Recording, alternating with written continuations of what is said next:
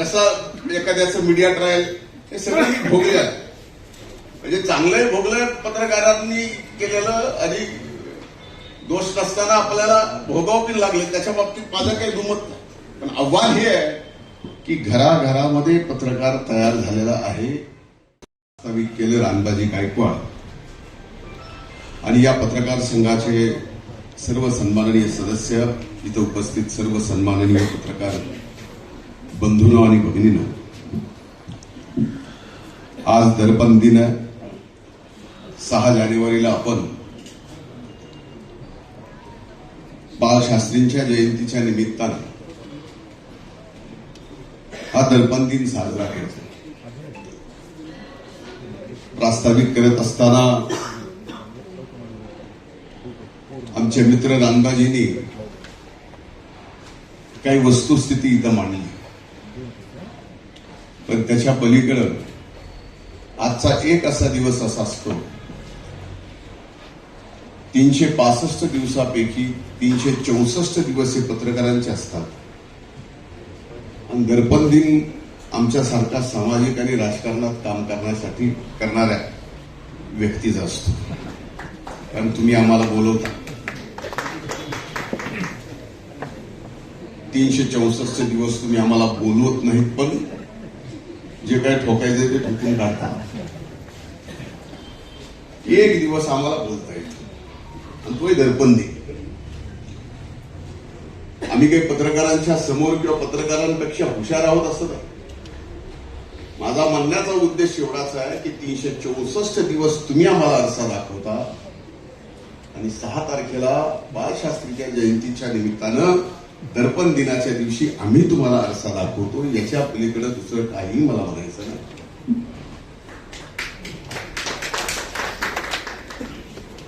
मी अनेक पत्रकार मित्रांच्या लहानाचा मोठा झालेलो आहे.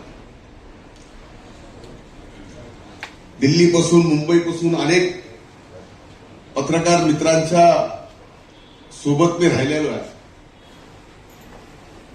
एक काळ पत्रकारांचा फार वेगळा होता. आता पत्रकारांचा त्या बाबतीतला आता एक घरागणीश एक पत्रकार आहे.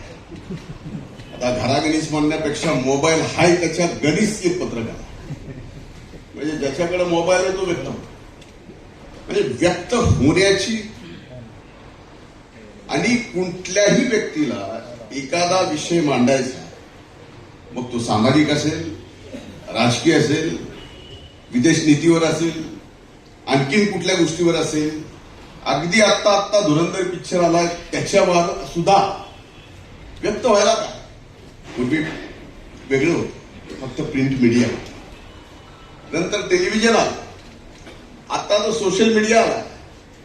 आणि या सगळ्या परिस्थितीमध्ये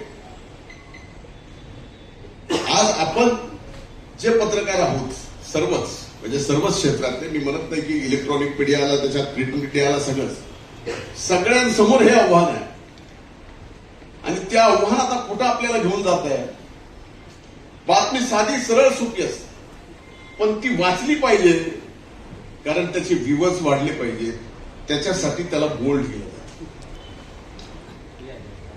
त्याच्याशिवाय टीआरपी मिळत नाही. ती गोष्ट केल्याशिवाय जर टीआरपी मिळत नसेल तर आता खरंच बाळशास्त्रींना अभिप्रेत असणारा पत्रकार आणि पत्रकारिता राहिली आहे का, हा माझ्यासारख्याच्या मनात प्रश्न. आम्ही 364 दिवस चुकलो, तुम्ही 364 दिवस लिहून आम्हाला शिक्षा द्या, मान्य आहे. पण आत्ता पत्रकारिता एक काळ असा होता की त्या पत्रकारितेतून एखाद्याला जागर करणं, एखाद्याला अगदी नीट काम करायला लावणं. पण आता फक्त पत्रकारिता, एखादा विषय सापडला त्या विषयात तसं पाहिलं तर काहीच नसतं, पण बोल्ड एकदम बातमी आणि त्या बातमीवर लगेच खाली विबस, त्या सगळ्या गोष्टी आपण बघितल्या. म्हणजे फार चांगलं उदाहरण दिलं रानबाजींनी की एका बातमीमध्ये 3 विषय 3 मुद्दे घेतले. मग ते मुद्दे बस स्टँडचे असतील, ते मुद्दा मेरू पर्वताचा असेल, असे मुद्दे एकत्र घेणं आणि लिहिणं. आता ज्याचा त्याचा भाग आहे की त्याला आता तिन्ही विषय एकातच घ्यायचे असतील तर त्यांनी घेतले. पण मी आपल्याला नक्कीच सांगतो की आपल्या सर्वांच्या समोर फार मोठे आव्हान आहेत. म्हणजे प्रिंट मीडिया असो, इलेक्ट्रॉनिक मीडिया असो. इलेक्ट्रॉनिक मीडियाला तर फार मोठे आव्हान आहेत.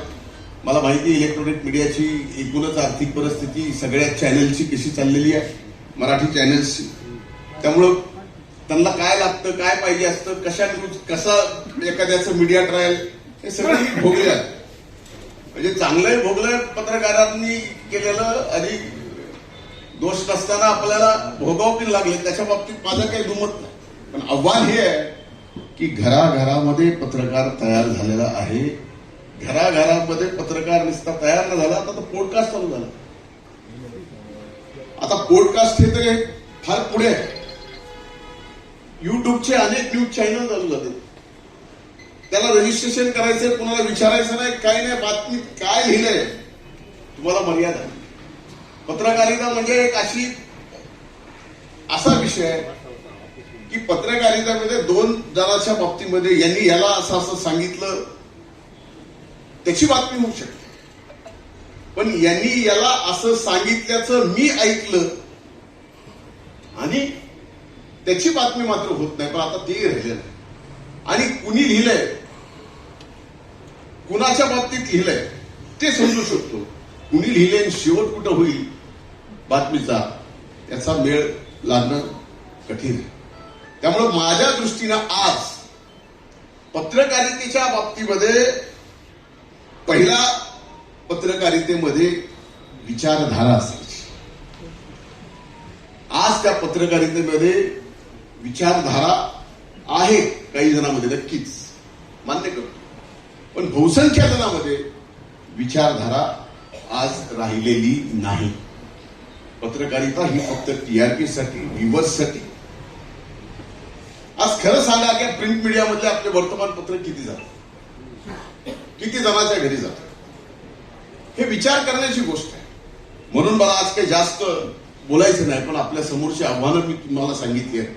ही आव्हानं पेलत असताना आपल्याला सुद्धा वेगवेगळ्या पद्धतीनं फार मोठं चांगलं काम करावं लागेल. कारण शेवटी आपण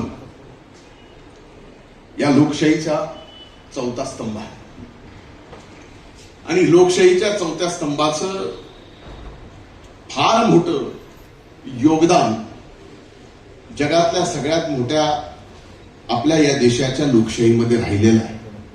आणि भविष्यात सुद्धा ते आपल्या सर्वांच्या वतीनं ते योगदान राहावं हीच मी आपल्या सर्वांच्या समोर विनंती करतो. आज जयंतीच्या निमित्तानं बाळशास्त्रीजींच्या विचारांना नतमस्तक होतो, थांबतो.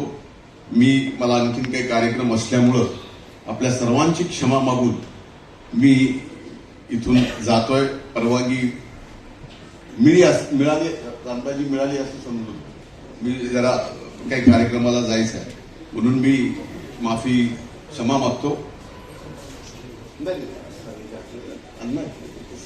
धारूरकर सर सगळे